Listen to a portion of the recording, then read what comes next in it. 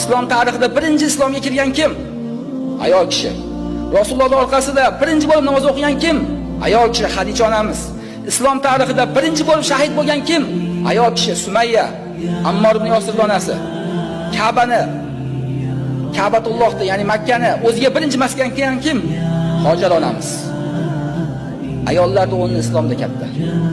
Ayol tuzalsa, jamiyat tuzaladi. Bu kunda bizning ummat ayolga muhtoj. Shunaqangi onalarga muhtoj. Zubayrlari tug'adigan,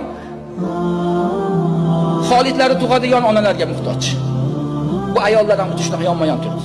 Imom Buxoriyni kim Imom Buxoriy qildi? Onasi. Imom Shofiyni kim Imom Shofiy qildi? Imom Shofiylar yetim o'tgan. 2 yoshida Rasul o'lib ketgan. Onasi tarbiyaladi.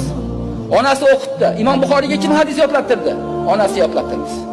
Demak, onalarda jamiyat o'rni katta. Onalarda isloh bo'lsa, jamiyat isloh bo'ladi.